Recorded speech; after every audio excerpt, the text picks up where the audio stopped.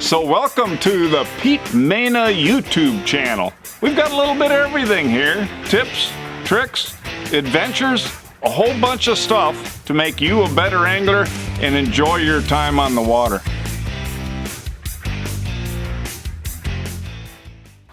Well, I like to say the best way to catch more and bigger fish, because everybody wants to catch more and bigger muskies, is to get really good at handling muskies to make sure they survive the release process. On a very serious note, and we're getting ready for muskie season here. Everything is a little late this year, unfortunately, including my boat trailer, but preparation is a huge part of actually properly handling fish, and this is really important. So first things, and it helps to have a nice Lakewood box with the appropriate place to put your tools, but make sure you have all the proper tools to be able to release big fish like muskie and pike. That includes several big pliers, at least minimum 13-inch long pliers. I always carry a couple of bolt cutters.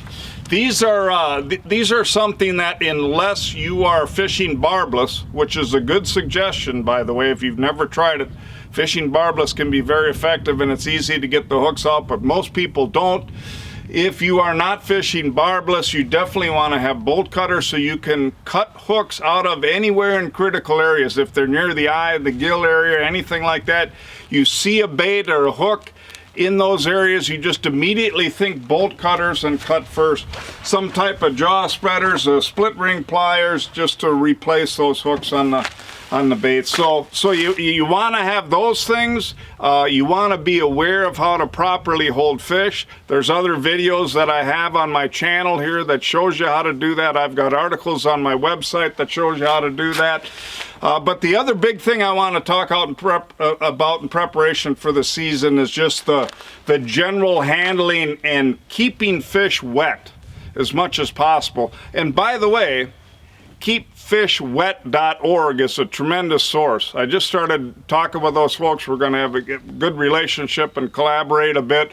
They really enjoyed the article that I had on handling that was on my website. So anyway, we're going to work together, but Keep Fish Wet really says it all. And what we've seen is a trend away, to a certain extent, of really concentrating and focusing on that. So for verification of length of fish, after you net the fish, you always, let's just assume this is the gunnel of the boat, this is the big clam Colossus net. You can see how deep that bag is.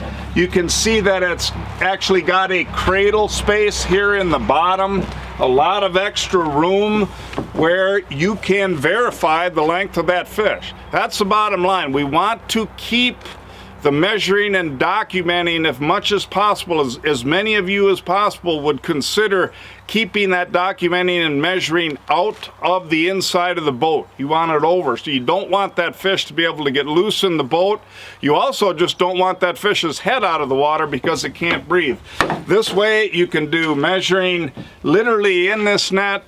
The bump boards that a lot of people use, they generally use them in the boat. Bump boards can be used in the water. Keep that fish's head in the water as much as possible. If you want to get real accurate, this is a floating ruler that I use for years. I put a little bumper system on it here.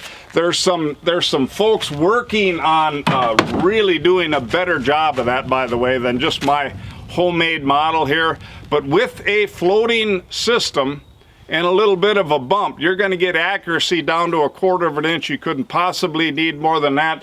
Certainly consider just not worrying about length at all, and definitely in warmer water temperatures, please consider any documentation of the fish to be in water and definitely in boat.